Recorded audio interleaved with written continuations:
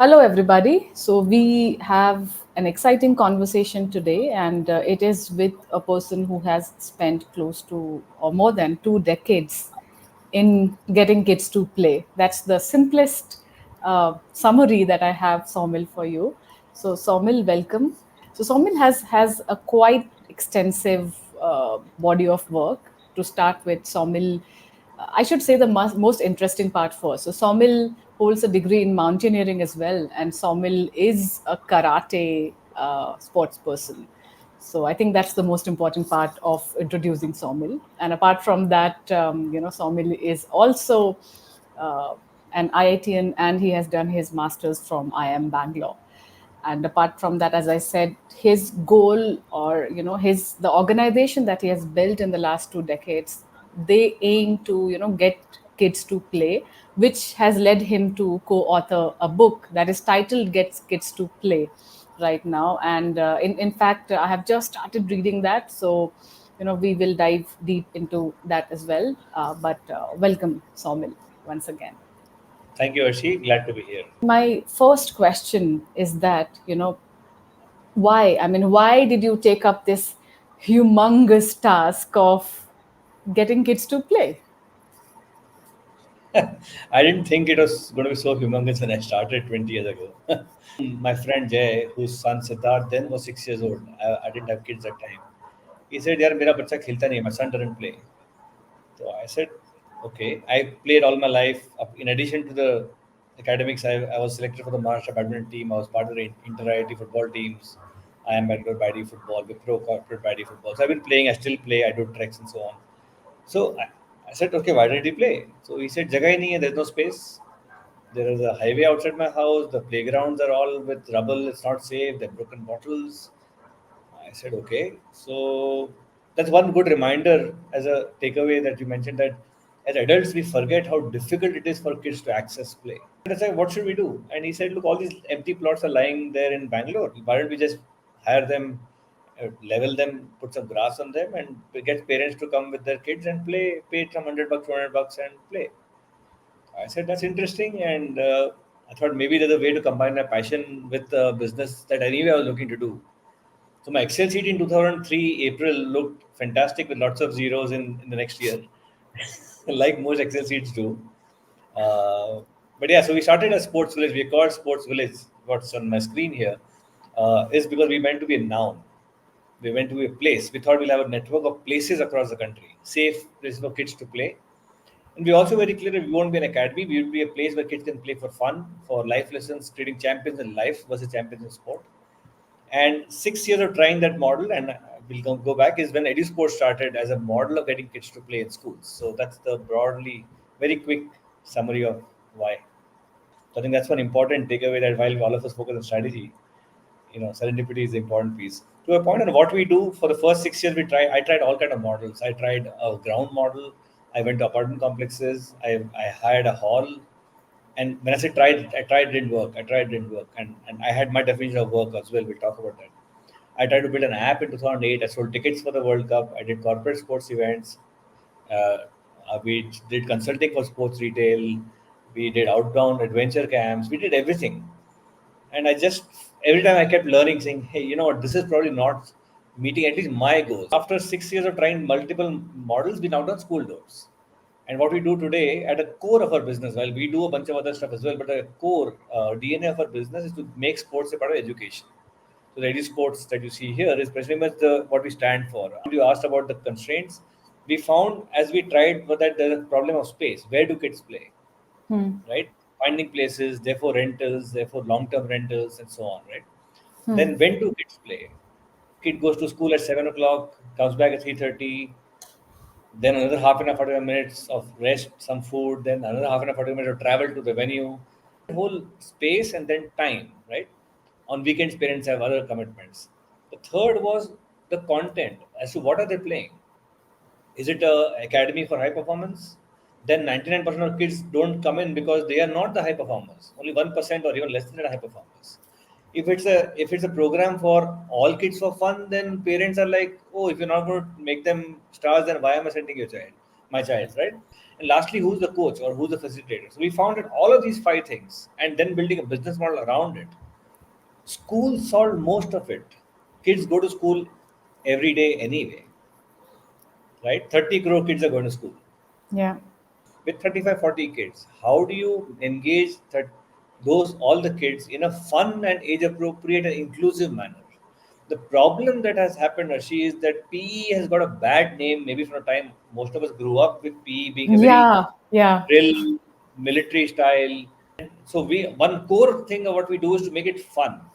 And fun happens not because you're all laughing and partying. Fun happens when you are having fun building the bridge, I presume, right? You're not probably Yeah. laughing any time in the last few years, Yeah. right? Yeah. But you're having fun because you are fully involved in it. You're Hmm. connected to the people you're doing it with, and you're stretched slightly beyond the limits. If it gets too much, it gets anxiety provoking. If it gets too little, it's boring. Today, what's happening in sports and reason kids are switching off sport is we are telling kids to go and play without teaching them how to play. Yeah. You haven't held a bat, you haven't bounced the ball, you haven't kicked the ball, and suddenly you're on the playground. The naturally athletic kids are running all around you, and you come back home and say, football is not for me, basketball is not for me. The problem Yeah. is not in football, problem is not in a child. Problem is somebody should have taught you. All kids should have fundamental fitness skills and exposure to multiple sports as a part of education. And I stop with that, and that's what we do. See, I don't think any kid starts playing thinking that usko Olympics mein jana hai, right? The entire point is that, okay, how do you build that? You have to enjoy the process of playing. See, I think actually what I've learned over the last 20 years is that the problem is not that people don't want to do it. Problem is people don't know how to do it. Hmm. That connects to the book. We'll come to it later. But let me take a few points that you made, right? The adult view of sport is competitive, is outcome driven. The Yeah. child view of sport is fun and engaging with friends. I want to see a role model of students who are playing and doing well in academics. Let's talk about those role models. Hmm. Why don't we celebrate a student who's done both, like we celebrate Olympic gold medalists? I got selected for the Maharashtra badminton team. I was reasonably okay player. I got into IIT Bombay like a good middle class kid, studied hard. I got in thinking I'm the cool dude in IIT Bombay. I have played sports at a senior level and I have cleared IIT, so I'm the cool dude. I could not get into the IIT Bombay badminton team. So there were very good people doing very well academically and doing very well sports wise. So it Hmm. is possible. I think let's talk about role modeling the right thing. Yeah. One is top of the pyramid. How do you buffer it to say, therefore, what should a child who's not interested in sports do? The problem that happens, Arshi, the question asked of the athlete is always, oh, so what would you advise kids in sports? So he Hmm. responds, what would you advise kids in sports? Yeah. Oh, Yeah. parents should support, parents should do this, school should do this, scholarship should happen, sponsors should do. वही आता है वापस every time. Hmm. Hmm. Hmm. Let's ask the question: what would you advise me for kids who want to have fun in sport and also pursue education? See what question answers you will get. I guarantee you they'll say fantastic, play for fun. I played for fun. It's a great takeaway, honestly, Saumil. And coming back to this, I can actually tie down this thing to sports person, especially who are in the elite stage and the top of the pyramid, because they have single-minded focus on winning at all cost. Honestly, I see most of them, they don't focus on building other skill sets that are needed to develop a career, right? So for one person to become like Neeraj Chopra, there are so many others who are there.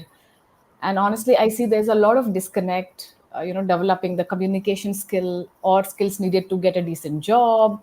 And imagine especially athletes who are coming from a comparatively poor background, for them, because before winning they have to think of feeding their own families and their own stomach, right? So it Correct. is extremely important to, I mean, it cannot be that, oh, either you become an elite sports person or you are on the street. It cannot be Exactly. like that. Currently, see, I feel like I have a very dear friend who was a fantastic athlete in his 9th, 10th standard. He wanted to pursue it professionally. His dad said no, and I know for many years he hated his dad for a decision.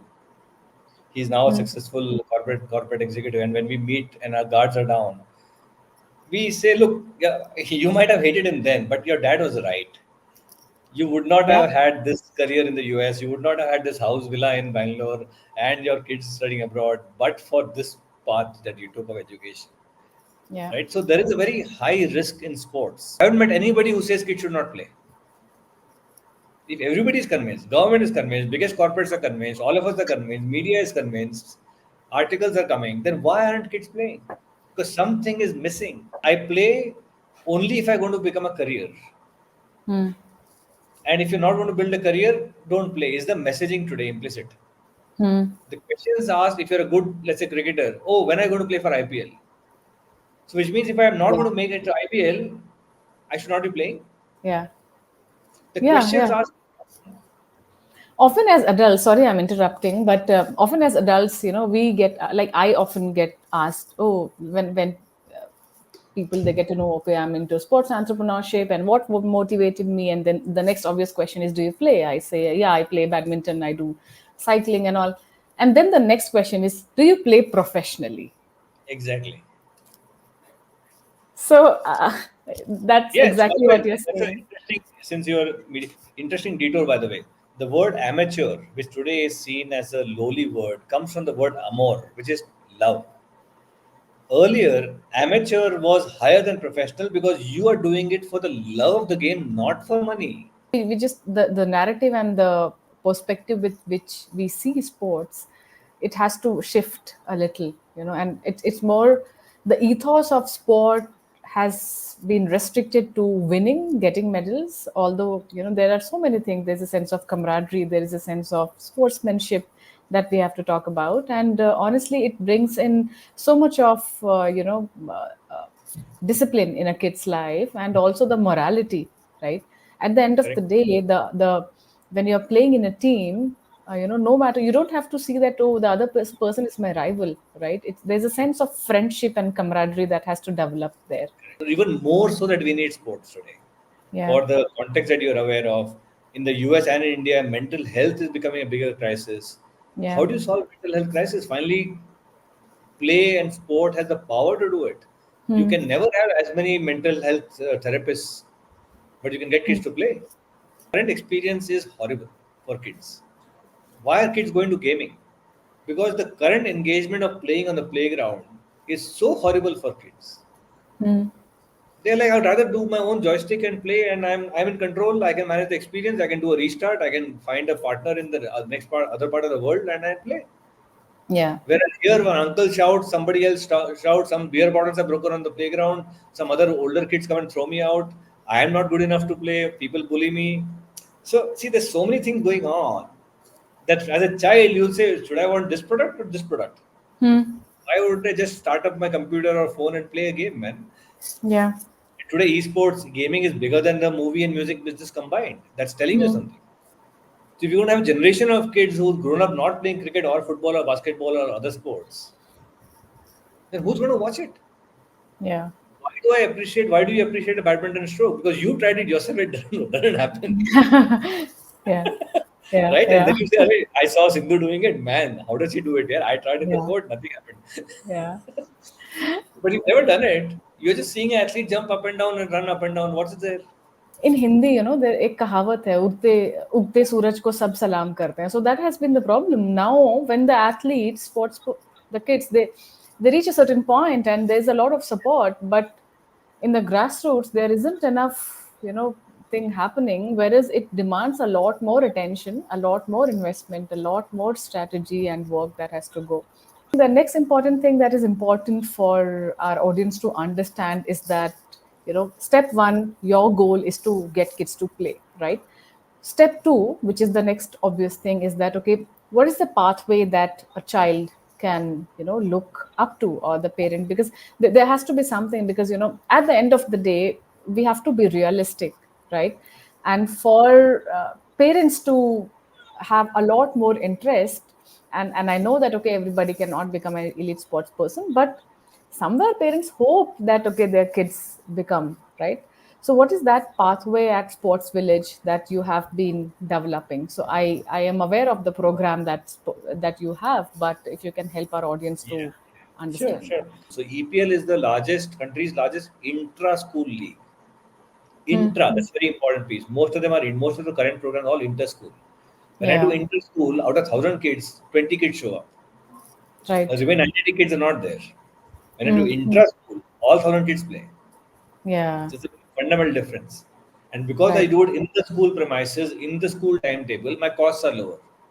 Yeah. There's no Yeah. parental worry or pick up drop. There's no extra effort, nothing. It's just happening in the school program. So we do intra, in that also intra section. So class 3A, within 3A, we are making them play as multiple teams. Wow. Then 3A has 3A versus 3B on a weekend in the same school premise. And then you have a school three that for the school third standard team. And that third standard team with the fourth standard team, whatever, it becomes that school team for an inter-school tournament, which is also something that we do, or we go to third-party tournaments. So we're just Mm-hmm. taking this bottom of the pyramid and then trying to create opportunities for children to, like the name says, pathways with a Z, PATHWYZ, saying here's the pathways. Like any pathway, this is the path. The elite programs stop at national level. Any of the elite talent spotting programs. From there to a school level, it's all broken. So if you're a child who's very good at a school level in let's say class three, connecting to the national level is so difficult and so painful, and sometimes even information is not there. Forget about access and transparency and integrity of the process. That's a very different point. Even people don't even know. And we went and knocked on these top doors saying, hey, why don't you partner with us? We have these kids. Can we find a way? You tell us what are the parameters. If they meet the parameter, we'll tell you. We were told, no, no, we only look at kids who are at a national level. So if they're not playing in nationals, we're not interested. So which means what's happening is we are having accidental champions. Kids who are accidentally or serendipitously landing up for a variety of reasons are becoming selected. But we don't have a system that says, hey, you are great, but by the way, you have this problem. Here is a solution. Let's de-risk this. Let's find a way to make this more palatable to parents. Very often, parents don't want to send their child to, let's say, a Meerut or a Trichy for a sports tournament. Why? Because they're worried about safety. Now, somebody should talk to them. If the only Yeah. thing is a message saying tomorrow morning show up at the railway station, many parents will say, I don't want to go. But Yeah. somebody has to talk and say, hey, don't worry, it's been taken care of. Here is the this is what I meant by addressing the stakeholders. Yeah. Yeah. Just planning a tournament is not enough. You have to address the whole all the stakeholders from time the child leaves the home to the venue and back. Yeah. Otherwise, parents are doing what they should be doing. I don't trust what's going to happen. Let my child stay here. you know. Yeah. Yeah. Yeah. Obviously, they have their security concerns as well, which is fair, which is valid. Yeah. The book that you have co-authored with Vijay Krishnamurthy, and it's called Get Kids to Play, and there's a website also. This is for the audience. This is So, what it looks like. yeah, yeah. Forward by Rahul Dravid. Yes. So the book talks about a lot of things, and it has a lot of observations through data as well. So my first question is that for sports fans, let's say, because most of our viewers will be sports fan, why do you feel is important to read this book, if you can answer to that question? And so why aren't kids playing a sport? And moment you go there, you need something like my book. You can have your own toolkit.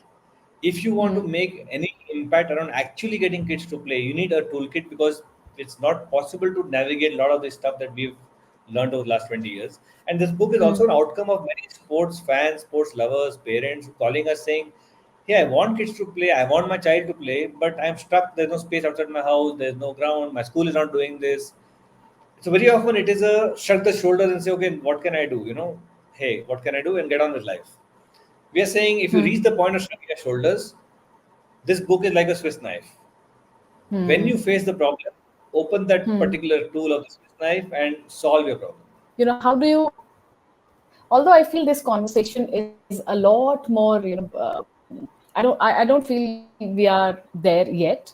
I feel we aren't doing the basics right in getting kids to play. So probably, the question is that blending technology into, solving the problem and getting more kids to play. But again, it brings me back to the basic question that are we doing the basics right before talking about the hi-fi things like introducing technology? technology in getting kids to play, right? So what is your thought, and how do you intend to incorporate technology in Sports Village? The very robust technology pattern of 2009 onwards we've been investing in is around giving transparency to school leaders, saying what lesson plan did we cover, what lesson plans are pending, what is the assessment, what is the improvement by child, by class, by chain of schools, comparing across schools and so on. So data transparency, uh, accountability through technology for addressing the concerns adults have. So starting point has to be, why are you not letting children play? Sports tech solutions are obviously going where the money is. Arshi, Yeah. if 50 crores of sponsorship money is coming, as per the Group M report. So if I'm a sports tech guy and I'm saying, okay, how do I make my ventures sustainable? Yeah. I'll just go towards streaming content which a sponsor wants to buy. Mm-hmm. It just makes more sense, right? So the Yeah. question is, there's a classic tragedy of the commons, right? Do you solve a problem that is important to solve for society, or do you solve a problem to make money? And we Mm. are trying to do is to combine and say, look, the juicy problem is, can we do both? Can we Mm. make money while solving what needs to be solved?